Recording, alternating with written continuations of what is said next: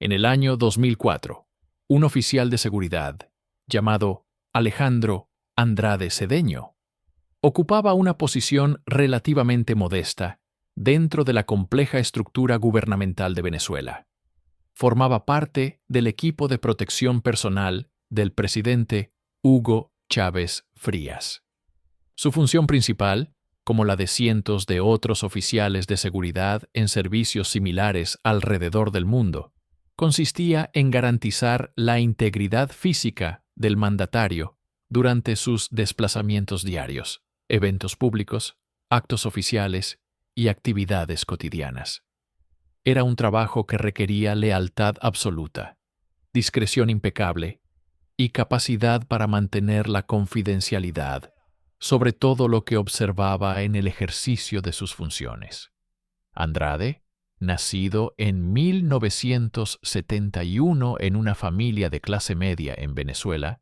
había seguido una carrera militar relativamente convencional antes de ser seleccionado para este rol privilegiado. Graduado de la Academia Militar de Venezuela, había servido en diferentes unidades antes de ser destacado a las Fuerzas de Seguridad Presidencial, un puesto que muchos oficiales ambicionaban no tanto por el salario, que era modesto, según estándares internacionales, sino por la proximidad al poder y las conexiones políticas que naturalmente se desarrollaban. Sin embargo, lo que nadie podría haber anticipado en 2004 era que este guardaespaldas, en un período extraordinariamente breve de apenas 4 años, experimentaría una transformación profesional casi sin precedentes en la historia administrativa venezolana. Ascendería vertiginosamente hasta convertirse en Tesorero Nacional de Venezuela, uno de los cargos más sensibles, poderosos y estratégicos del sistema financiero estatal. Una posición que le otorgaría control directo sobre miles de millones de dólares en activos líquidos y capacidad de decisión sobre transacciones que literalmente podían mover mercados financieros enteros y determinar el destino económico de millones de personas. Para comprender verdaderamente la magnitud de este salto institucional, debemos primero entender con precisión qué significa exactamente ser tesorero nacional en un país petrolero como Venezuela, durante el período de mayor bonanza de ingresos que la nación había experimentado en décadas. Esta posición no es, como muchos podrían asumir superficialmente, simplemente un cargo administrativo de contabilidad gubernamental o un puesto ceremonial dentro de la burocracia estatal. El Tesorero Nacional de Venezuela, según las leyes orgánicas que rigen el sistema financiero público, tiene responsabilidades extraordinarias que incluyen el control directo de todas las cuentas bancarias del gobierno central, la administración y supervisión de la emisión y colocación de bonos soberanos tanto en mercados nacionales como internacionales, el manejo operativo de las reservas internacionales, en coordinación con el Banco Central, la supervisión de los flujos de efectivo que mantienen funcionando literalmente cada ministerio, cada programa social, cada proyecto de infraestructura del Estado, y la autoridad para aprobar o denegar solicitudes de divisas extranjeras en el contexto del sistema de control cambiario que Venezuela había implementado desde 2003. En términos absolutamente prácticos y concretos, el Tesorero Nacional tiene acceso directo, inmediato y operacional a decenas de miles de millones de dólares en activos líquidos y semilíquidos,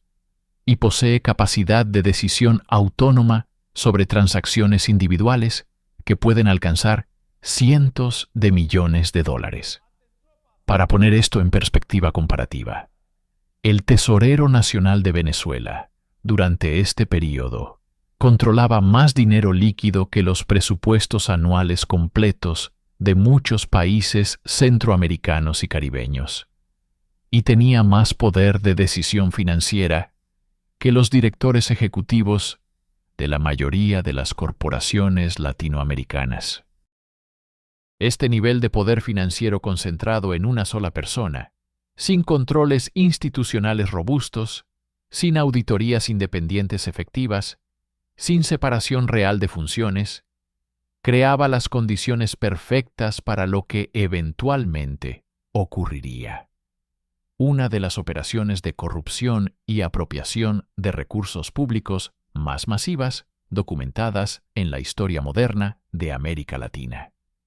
Aquí surge naturalmente un concepto fundamental que todo ciudadano interesado en gobernanza y finanzas públicas debe comprender profundamente: el término PEP, acrónimo de persona expuesta. Políticamente, un concepto que ha revolucionado la manera en que el sistema financiero internacional aborda el riesgo de corrupción y lavado de dinero en las últimas 2 décadas. Este término, que puede sonar técnico o burocrático para personas no familiarizadas con regulación financiera, designa específicamente a individuos que ocupan o han ocupado recientemente funciones públicas prominentes, de alto nivel o estratégicas, y que por la naturaleza inherente de sus cargos tienen exposición significativamente mayor al riesgo potencial de estar involucrados en corrupción, soborno, apropiación indebida de fondos públicos, tráfico de influencias o lavado de dinero derivado de actividades ilícitas. Según las directrices detalladas establecidas por el Grupo de Acción Financiera Internacional, conocido por su acrónimo francés GAFI, o su acrónimo inglés FATF, que es el organismo internacional que establece estándares globales para combatir lavado de dinero y financiamiento del terrorismo, un tesorero nacional se clasifica automática e inequívocamente en la categoría más alta de PEP, la categoría de máximo riesgo, lo que significa que cualquier institución financiera internacional que acepte abrir cuentas para esta persona, procesar sus transferencias o custodiar sus activos, debe obligatoriamente aplicar procedimientos extraordinariamente reforzados de debida diligencia, conocidos técnicamente como Enhanced Due Diligence o EDD, que van mucho más allá de los requisitos estándar de conocimiento del cliente, o KYC, que se aplican a clientes ordinarios. Pero ¿por qué exactamente es tan crítica esta clasificación? ¿Qué la hace tan importante en la arquitectura del sistema financiero global moderno? La respuesta reside en la naturaleza del acceso privilegiado que las PEPs tienen a información y recursos estatales que, en manos incorrectas o utilizados para beneficio personal en lugar de beneficio público, representan una ventaja competitiva absolutamente descomunal en los mercados financieros y oportunidades extraordinarias para enriquecimiento ilícito. Un tesorero nacional puede, por ejemplo, conocer con días o incluso semanas de anticipación cuándo exactamente el gobierno planea emitir bonos soberanos, a qué precio específico se ofrecerán, qué condiciones tendrán, cuál será el tamaño de la emisión, qué instituciones financieras participarán como intermediarios, información que en manos de un inversionista privado valdría literalmente decenas o cientos de millones de dólares, porque permitiría posicionarse estratégicamente en mercados antes de que movimientos de precios ocurran, comprando o vendiendo activos para aprovechar información que el resto del mercado aún no conoce. Igualmente, el tesorero conoce anticipadamente cuándo el gobierno realizará operaciones cambiarias significativas, cuándo comprará o venderá grandes cantidades de dólares, euros u otras divisas en mercados internacionales, movimientos que inevitablemente afectan los tipos de cambio y que, si se conocen anticipadamente, permiten ganancias especulativas masivas para quienes tienen ese conocimiento privilegiado. Esta información privilegiada, este conocimiento interno, que deriva directamente del cargo público ocupado, es lo que los economistas y juristas especializados en delitos financieros llaman insider information o información privilegiada, y su uso indebido para beneficio personal constituye un delito grave, tipificado específicamente en las legislaciones de prácticamente todas las jurisdicciones financieras desarrolladas del mundo, desde Estados Unidos hasta Suiza, desde el Reino Unido hasta Singapur, desde Hong Kong hasta Alemania. En Estados Unidos, por ejemplo, el uso de información privilegiada viola la Securities Exchange Act de 1934 y puede resultar en penas de hasta 20 años de prisión federal, más multas que pueden alcanzar 3 veces el beneficio obtenido. El ascenso meteórico de Alejandro Andrade, desde guardaespaldas presidencial hasta tesorero nacional, no fue, como algunos observadores superficiales o apologistas podrían asumir, producto del azar, de una coincidencia administrativa fortuita, o simplemente de habilidad técnica excepcional en materia financiera, que lo hiciera el candidato obvio para el puesto. De hecho, Andrade no tenía formación académica formal en economía, finanzas o administración pública que lo calificara técnicamente para manejar las finanzas de una nación. Su ascenso fue producto de un factor mucho más simple y común en sistemas políticos con controles institucionales débiles: proximidad personal y lealtad política al presidente. En sistemas donde el poder está altamente personalizado y concentrado, donde las instituciones formales son débiles y las decisiones importantes se toman basándose en confianza personal más que en méritos técnicos, los guardaespaldas y personas del círculo íntimo del líder frecuentemente son promovidos a posiciones de poder no porque tengan las capacidades técnicas necesarias, sino porque el líder confía en ellos absolutamente y sabe que serán leales sin cuestionar órdenes. Venezuela, durante el período específico entre 2004 y 2013, experimentaba simultáneamente 2 fenómenos económicos de enorme magnitud que crearían el contexto perfecto para corrupción masiva. Primero, una expansión absolutamente sin precedentes en su historia económica moderna de sus ingresos petroleros, la fuente dominante y prácticamente única de divisas del país, que representa típicamente más del 95% de los ingresos de exportación venezolanos. El precio internacional del barril de petróleo, que cotizaba alrededor de $30 estadounidenses en 2004, experimentó una escalada espectacular, impulsada por múltiples factores: la demanda creciente de economías emergentes, particularmente China e India, cuyas economías crecían a tasas de 8 a 10% anual y consumían cantidades masivas de energía; restricciones de oferta, causadas por subinversión en capacidad de producción en otros países productores; factores geopolíticos incluyendo la invasión estadounidense de Irak, que creó incertidumbre sobre suministros de Medio Oriente; y especulación financiera en mercados de commodities. El resultado fue que los precios llegaron a superar los $100 por barril en varios momentos entre 2008 y 2013, con picos que alcanzaron incluso los $147 en julio de 2008, justo antes de que la crisis financiera global los hiciera colapsar temporalmente. Este flujo masivo, torrencial, casi incomprensible de divisas hacia las arcas del Estado venezolano, creó lo que los economistas especializados en recursos naturales y desarrollo económico llaman una bonanza de recursos o resource boom en inglés.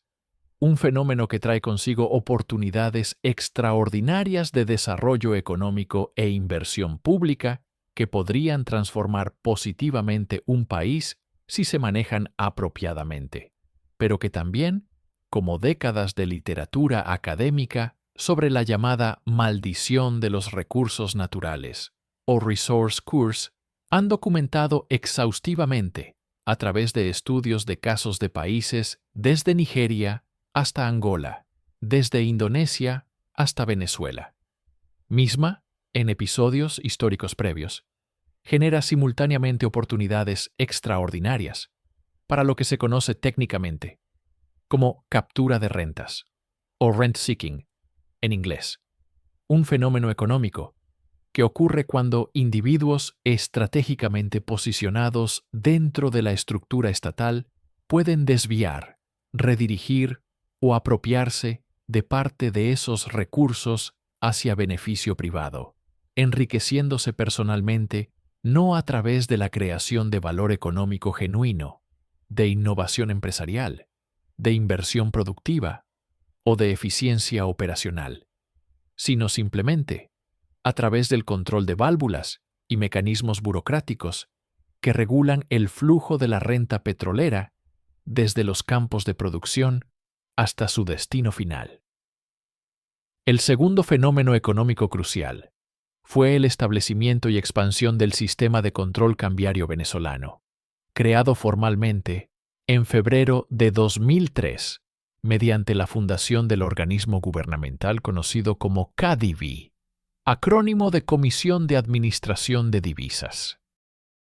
Este sistema fue diseñado oficialmente, al menos según los comunicados gubernamentales y justificaciones técnicas presentadas públicamente, con objetivos que sonaban perfectamente razonables y técnicamente defensibles desde una perspectiva de política económica ortodoxa, proteger las reservas internacionales del país durante un período de volatilidad política y económica intensa que había incluido un golpe de Estado fallido en 2002 y un paro petrolero que paralizó la producción durante meses, controlar la fuga de capitales que había caracterizado los años anteriores, cuando inversionistas y ciudadanos ricos convertían bolívares a dólares y transferían esos dólares al exterior, temiendo inestabilidad, estabilizar el tipo de cambio del bolívar frente al dólar para proporcionar certidumbre a empresas que planificaban importaciones y prevenir una devaluación abrupta del bolívar que pudiera generar inflación descontrolada, afectando el poder adquisitivo de la población, particularmente de los sectores más pobres, que son menos capaces de protegerse contra inflación. Estos objetivos, evaluados desde una perspectiva puramente técnica, de política económica, y sin considerar aspectos de economía política o corrupción, pueden justificarse en contextos específicos de crisis económica o financiera. Y de hecho, muchos países alrededor del mundo han implementado controles cambiarios temporales durante emergencias económicas, desde Argentina hasta Islandia, desde Chipre hasta Grecia. Sin embargo, lo que el sistema venezolano creó en la práctica operativa real, más allá de sus justificaciones oficiales y de la retórica gubernamental sobre protección de la soberanía económica nacional, fue un mecanismo de dos caras con efectos profundamente contradictorios y perversos. Oficialmente protegía las reservas internacionales y supuestamente controlaba la inflación, manteniendo estable el tipo de cambio, pero extraoficialmente, en la realidad operativa del día a día de los mercados y las transacciones económicas, generaba brechas absolutamente enormes, diferencias abismales que podían alcanzar 500 o incluso 1000% entre el tipo de cambio oficial controlado y administrado por el gobierno y el tipo de cambio paralelo o de mercado negro que reflejaba la verdadera escasez relativa de dólares en la economía venezolana, dado que la demanda de divisas para importaciones y otros usos excedía enormemente la oferta disponible al precio oficial. Para ilustrar esto con números concretos y específicos que hacen tangible y comprensible la magnitud del problema y la oportunidad de arbitraje que creaba. Si en un momento dado el gobierno vendía dólares oficialmente a una tasa fija de 6,30 bolívares por dólar estadounidense,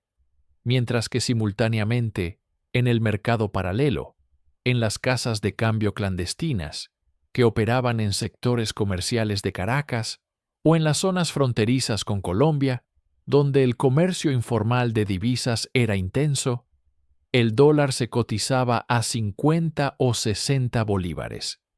Esto significaba matemáticamente que cualquier persona, cualquier empresa, cualquier individuo con acceso privilegiado y preferencial al dólar oficial subsidiado podía multiplicar su capital inicial por aproximadamente 8 o 10 veces, simplemente comprando dólares al precio oficial controlado y revendiéndolos inmediatamente, literalmente el mismo día o a lo sumo dentro de días, al precio de mercado paralelo. Esta diferencia masiva, este margen extraordinario entre los dos precios simultáneos para el mismo bien que es la divisa extranjera, se conoce técnicamente en la literatura económica especializada como spread cambiario o diferencial de tipo de cambio, y también como arbitraje regulatorio, porque la ganancia fenomenal que permite no proviene de ninguna actividad productiva genuina, de ninguna creación de valor económico real, de ninguna innovación tecnológica o eficiencia operacional, sino puramente y exclusivamente de la existencia de una regulación gubernamental que mantiene artificialmente dos precios dramáticamente diferentes para el mismo bien idéntico, en este caso, la divisa extranjera. Y aquí está el punto absolutamente crucial para entender cómo funcionó el esquema masivo de corrupción que eventualmente generaría $1.000 millones en sobornos para Alejandro Andrade.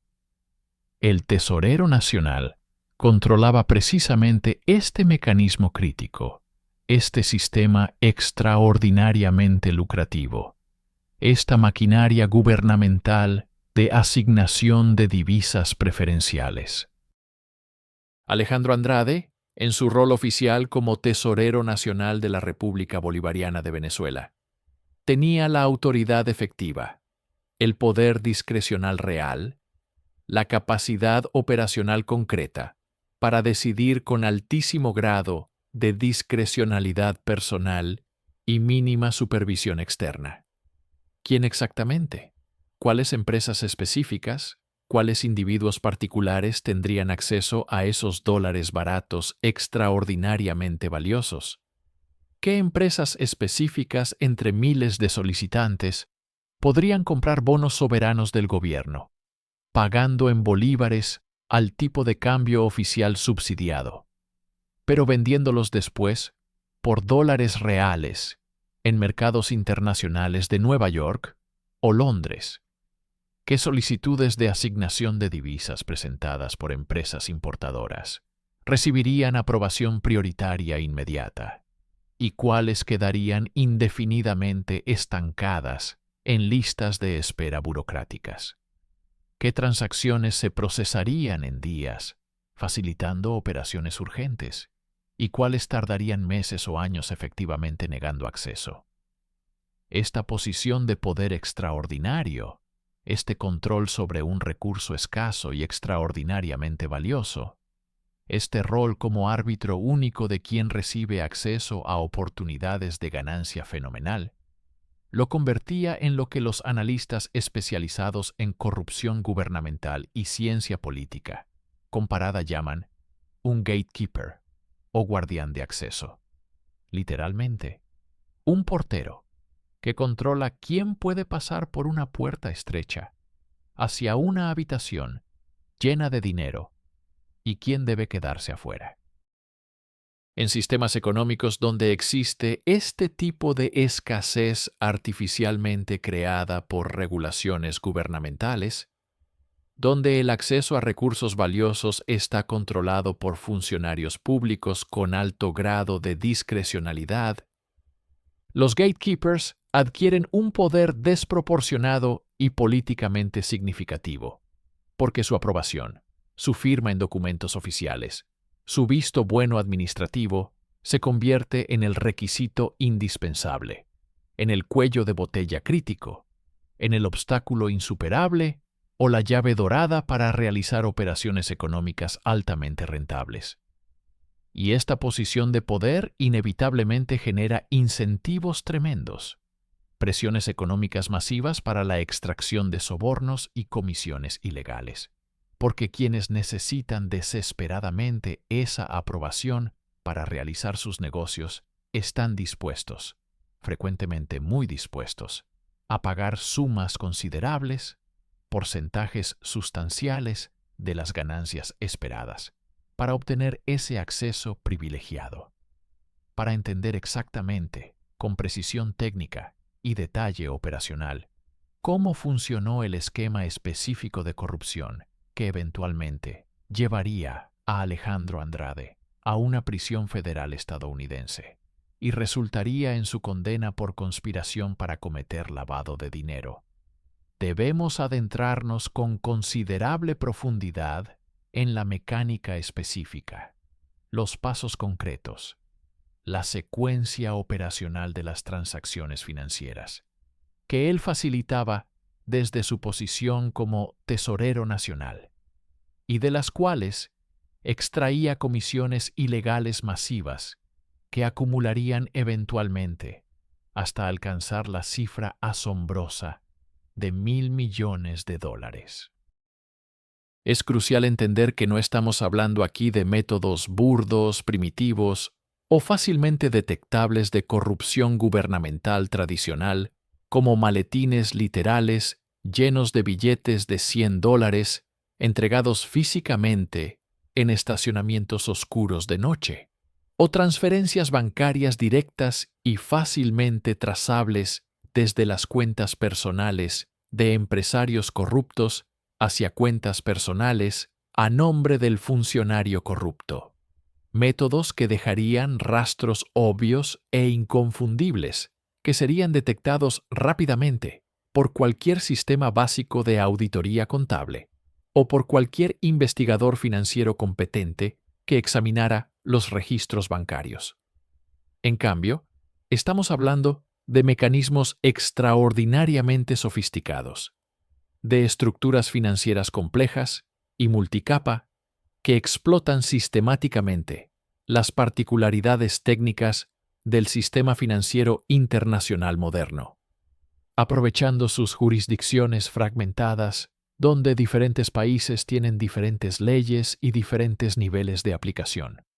sus zonas grises regulatorias, donde la supervisión es débil o inexistente, sus paraísos fiscales con secreto bancario riguroso, donde la privacidad financiera está protegida por ley y las autoridades locales no cooperan fácilmente con investigaciones extranjeras, para crear múltiples capas sucesivas de aparente legitimidad que ocultan y disfrazan transacciones que son fundamentalmente corruptas en su origen y propósito, pero que en la superficie, en los documentos oficiales, en los contratos legales formales, en los registros bancarios individuales, aparecen como operaciones comerciales completamente normales y legítimas. El sistema central, el mecanismo fundamental alrededor del cual giraba toda la operación de corrupción, era la compra y venta de bonos soberanos venezolanos y el arbitraje cambiario masivo que estas transacciones permitían realizar. Venezuela, como prácticamente todos los países del mundo, en algún momento u otro de su historia económica, emite regularmente bonos soberanos, que son instrumentos de deuda pública mediante los cuales el gobierno, esencialmente, pide prestado dinero a inversionistas tanto nacionales como internacionales, prometiendo devolver el capital principal prestado más intereses predeterminados en una fecha futura, específica, establecida en los términos del bono. Estos bonos se venden inicialmente en lo que se llama el mercado primario, cuando el gobierno los emite por primera vez, típicamente a través de subastas, donde inversionistas presentan ofertas. Y después de la emisión inicial, se negocian libremente entre inversionistas en mercados secundarios, donde los inversionistas pueden comprarlos y venderlos entre sí antes de que los bonos venzan, con precios que fluctúan basándose en tasas de interés prevalecientes, percepción de riesgo crediticio del gobierno emisor y condiciones generales de mercado. Lo particularmente peculiar e inusual del sistema venezolano durante el período específico de 2008 a 2013, cuando Andrade operaba como tesorero, era que muchos de estos bonos, especialmente los bonos más grandes y más importantes en términos de volumen financiero, se vendían inicialmente en el mercado primario, en bolívares venezolanos. Es decir, los compradores iniciales pagaban al gobierno venezolano, usando moneda local venezolana, al tipo de cambio oficial controlado, pero los bonos mismos se denominaban en dólares estadounidenses, lo que significa que cuando los bonos eventualmente vencían en su fecha de madurez, típicamente varios años después de su emisión, el gobierno venezolano estaba obligado contractualmente a pagar a los tenedores de bonos en dólares estadounidenses reales, no en bolívares. Esta característica técnica aparentemente menor, esta peculiaridad en la estructura de denominación de los bonos, que podría parecer un detalle técnico sin importancia para observadores no especializados, creaba en realidad una oportunidad de arbitraje absolutamente extraordinaria,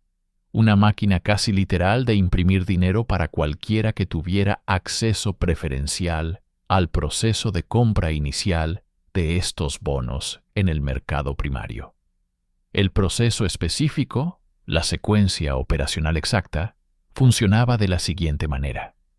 Paso por paso. Primero, un inversionista con las conexiones políticas correctas, típicamente un empresario venezolano o extranjero, vinculado, mediante relaciones de soborno, con el tesorero nacional, compraba bonos soberanos del gobierno venezolano en el mercado primario pagando en bolívares al tipo de cambio oficial controlado, supongamos para propósitos de ilustración concreta, que a una tasa de 6,30 bolívares por dólar. Segundo, inmediatamente después de recibir físicamente esos bonos en su cuenta de valores, literalmente a veces, el mismo día de la transacción, o dentro de la misma semana como máximo, el inversionista vendía esos mismos bonos idénticos, sin ningún cambio en su naturaleza o términos, en mercados financieros internacionales, específicamente en lugares como la Bolsa de Nueva York, donde existe un mercado activo para bonos soberanos latinoamericanos, o en bancos de inversión en Londres o Zúrich que comercian estos instrumentos, o en fondos de inversión especializados en deuda emergente, ubicados en Miami, recibiendo a cambio de la venta de esos bonos dólares estadounidenses, reales, físicos, en el sentido de estar depositados en cuentas bancarias denominadas en dólares, aunque obviamente no billetes físicos. Tercero, y aquí está la clave fundamental del arbitraje que generaba las ganancias fenomenales. Dado que el valor real del bolívar venezolano en el mercado paralelo no controlado era dramáticamente, masivamente, inferior a la tasa oficial controlada y artificial que el gobierno mantenía, esta operación de comprar bonos en bolívares y venderlos inmediatamente por dólares generaba ganancias instantáneas, inmediatas, prácticamente sin ningún riesgo de mercado o riesgo de crédito, del orden de 300%, 500% o incluso 800%, dependiendo de cuán amplia fuera la brecha cambiaria entre la tasa oficial y la tasa paralela en ese momento histórico específico.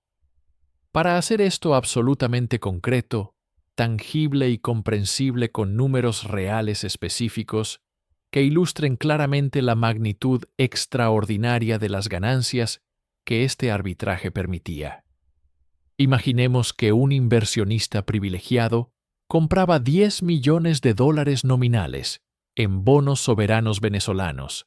pagando al gobierno venezolano 63 millones de bolívares, según el tipo de cambio oficial vigente, de 6,30 bolívares por dólar. Este comprador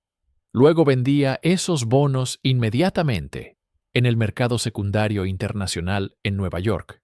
recibiendo 10 millones de dólares estadounidenses reales, depositados en su cuenta bancaria en un banco estadounidense. Ahora, y aquí está el punto crucial del arbitraje. Si el tipo de cambio paralelo real en ese momento específico era de 50 bolívares por dólar, lo cual no era inusual, y de hecho, en algunos periodos la brecha era incluso mayor.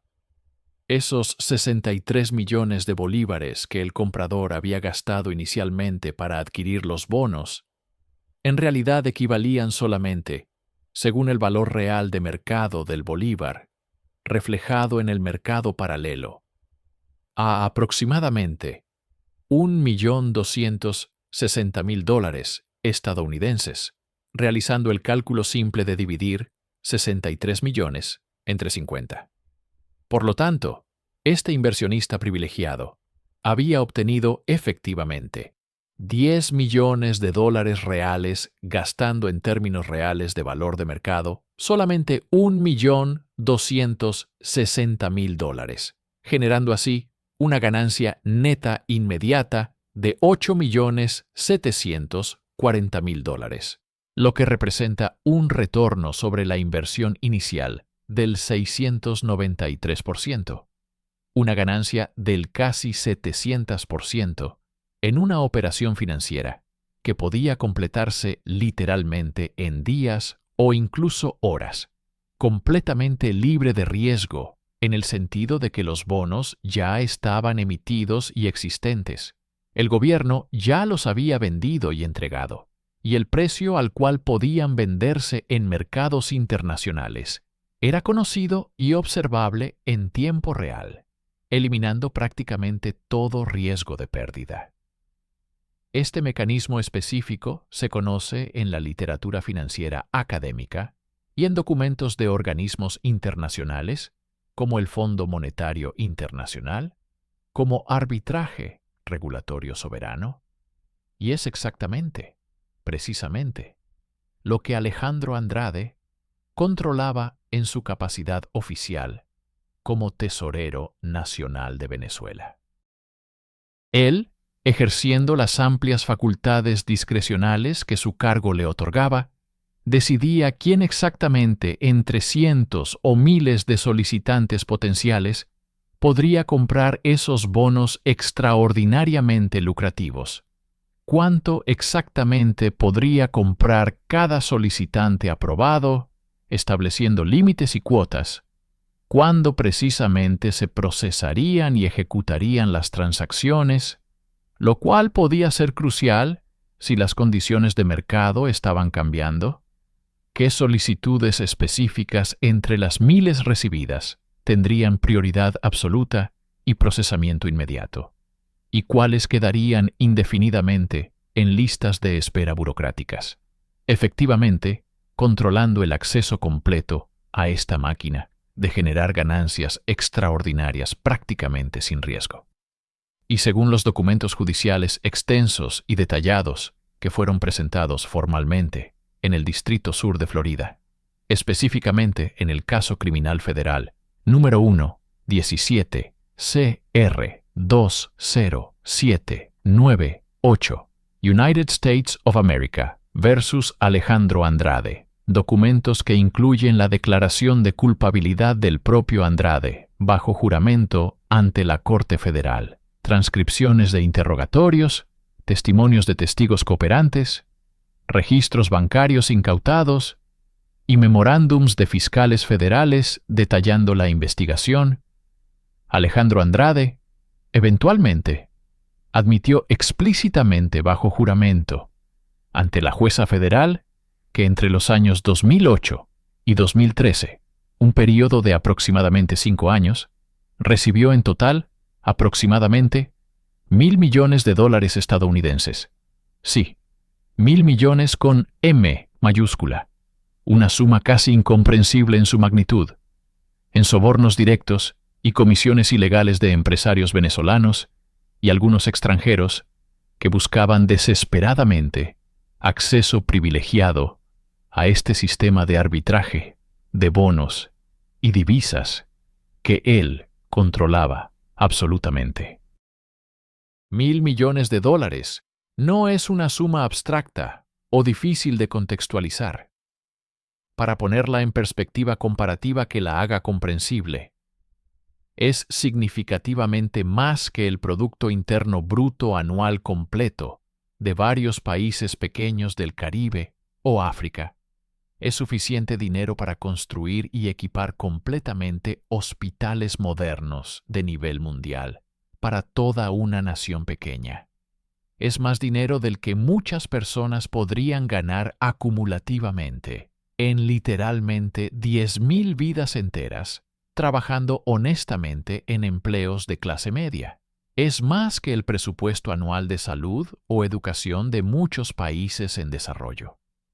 Esta suma representa no simplemente corrupción individual, sino saqueo masivo de recursos que pertenecían al pueblo venezolano y que debieron usarse para desarrollo nacional, infraestructura pública, servicios sociales, educación, salud.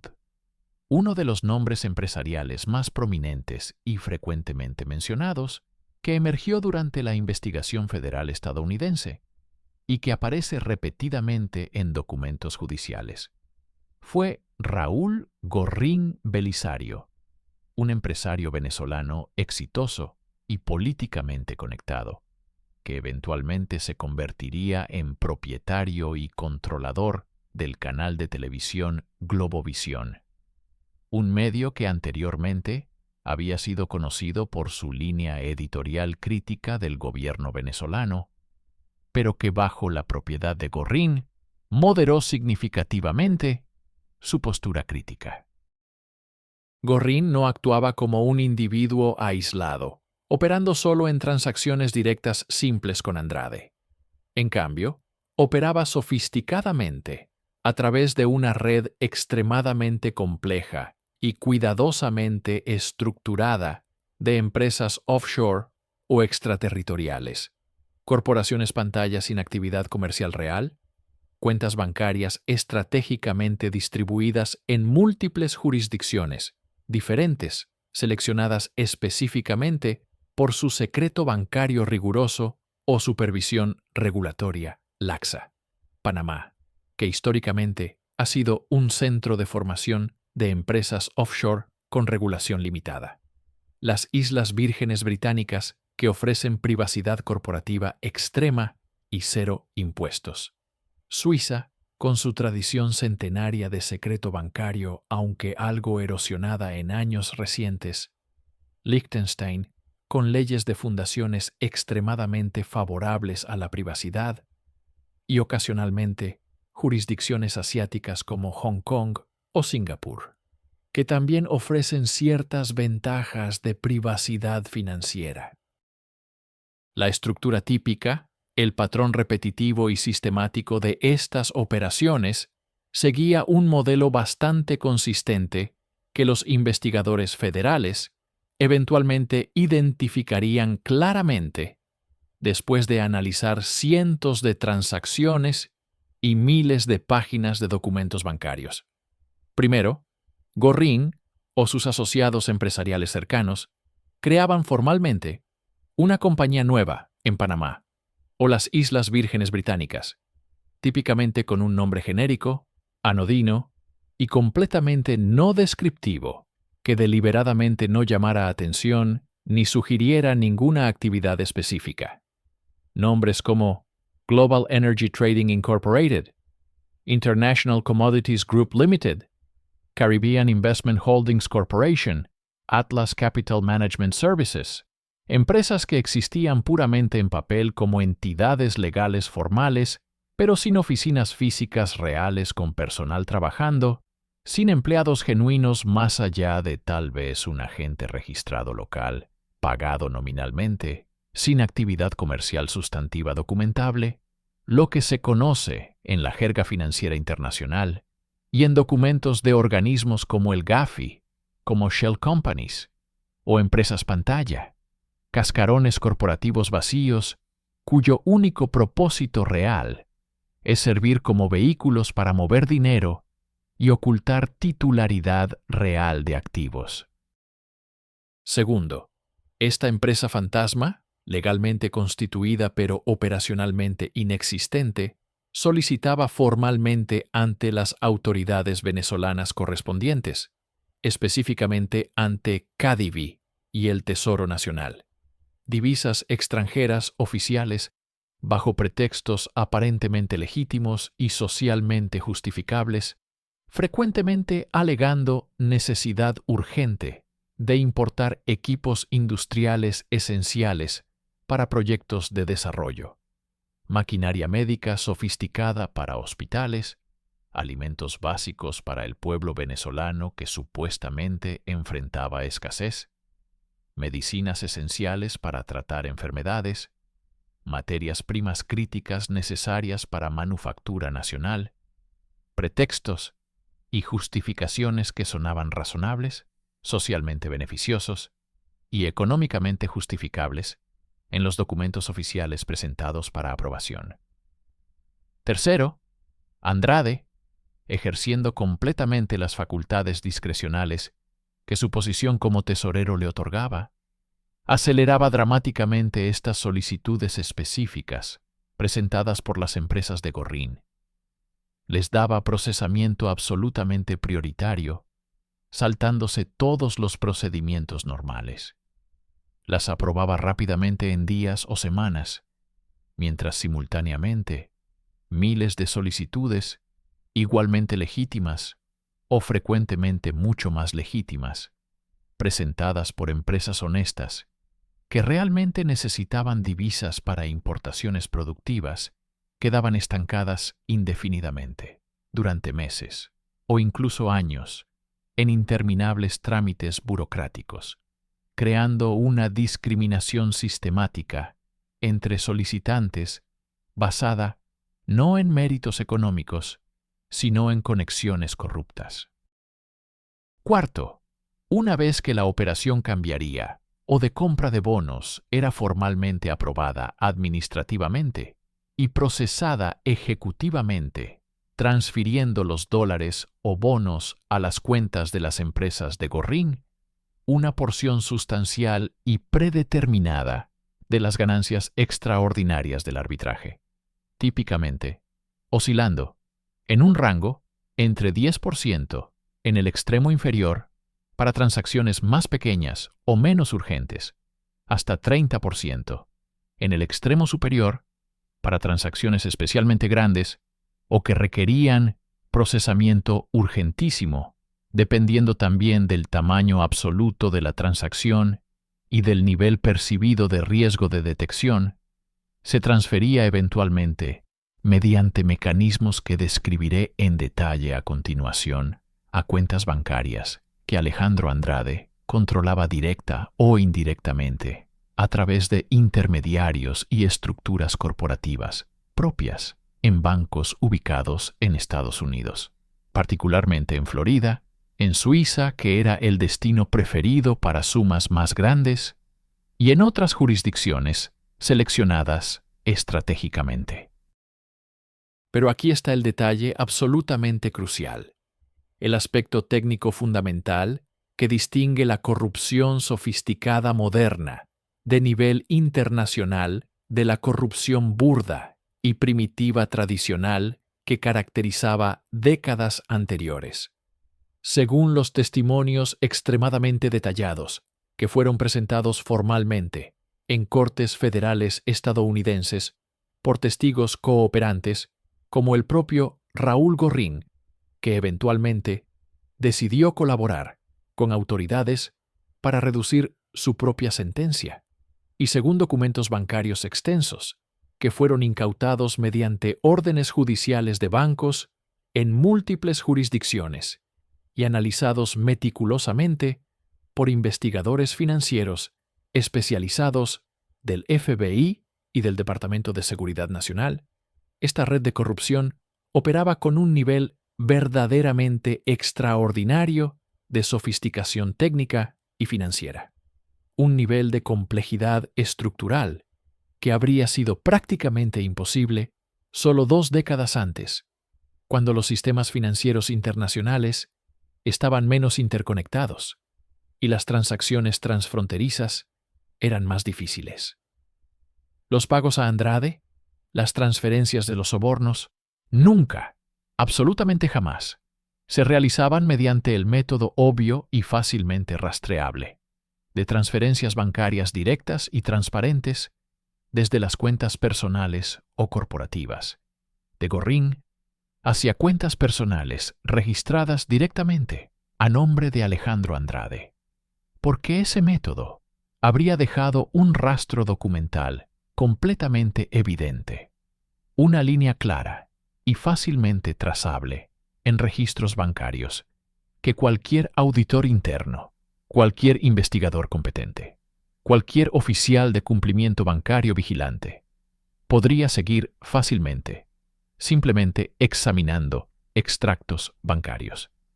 Tal rastro directo sería evidencia irrefutable de soborno, que podría detectarse incluso sin investigación particularmente sofisticada. En cambio, se utilizaban métodos considerablemente más sofisticados, complejos y técnicamente elaborados que aprovechaban sistemáticamente las complejidades multijurisdiccionales del sistema financiero global moderno, sus lagunas regulatorias, sus zonas grises de supervisión, sus diferencias entre jurisdicciones en cuanto a requisitos de reporte y niveles de aplicación de regulaciones antilavado. Una táctica extremadamente común que aparece repetidamente en documentos judiciales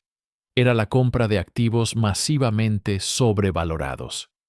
Gorrín o intermediarios comerciales relacionados con él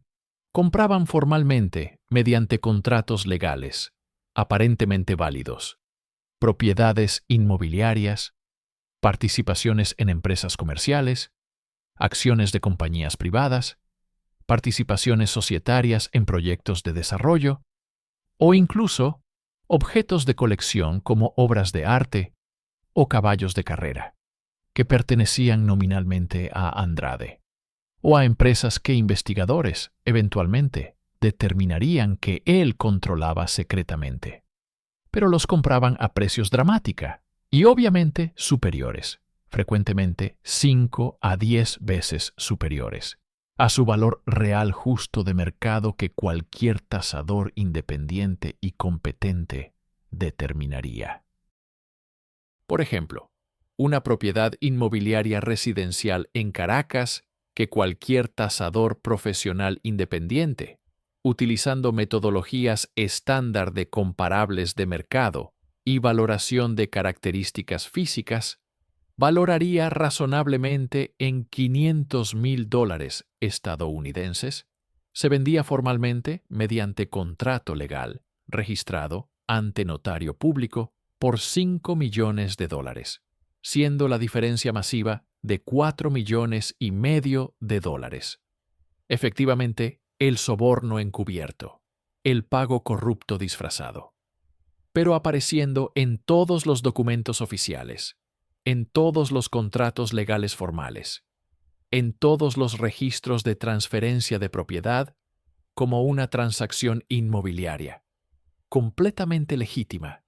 de libre mercado entre partes que supuestamente negociaban en términos de igualdad. El comprador simplemente había pagado un precio premium, quizás porque valoraba particularmente esa propiedad específica, por razones personales, o porque veía potencial de apreciación que otros no veían, justificaciones que son difíciles de refutar, definitivamente, porque valoración de bienes raíces contiene elementos subjetivos. Otra estructura, frecuentemente utilizada y ampliamente documentada en testimonios judiciales, eran las inversiones conjuntas aparentes o sociedades de negocio formales. Se creaban fondos de inversión sofisticados o sociedades limitadas de inversión en paraísos fiscales como las Islas Caimán o Panamá,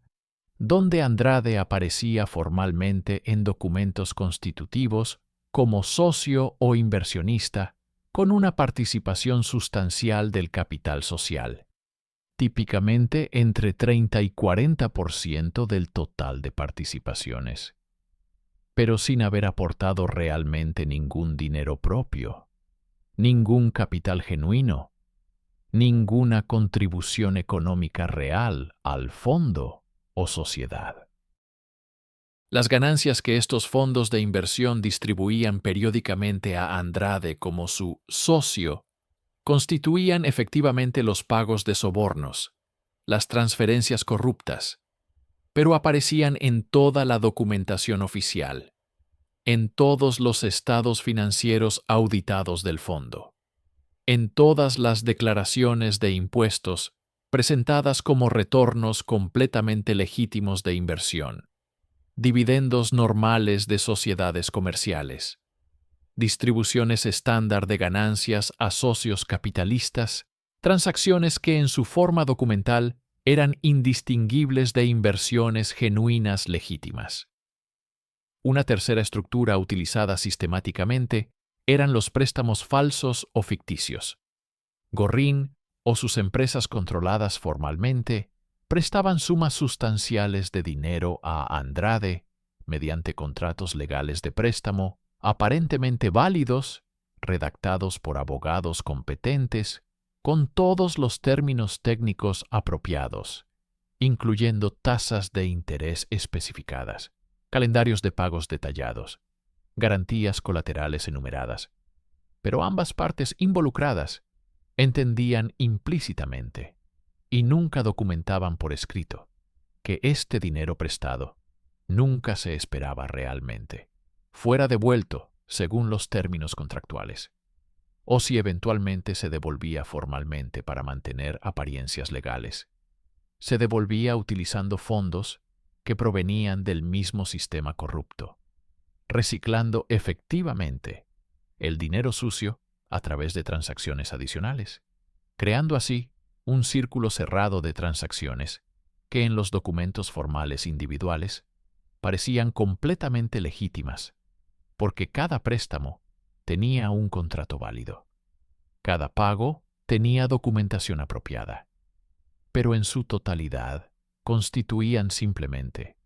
un mecanismo elaborado de transferencia de sobornos disfrazados como operaciones financieras normales.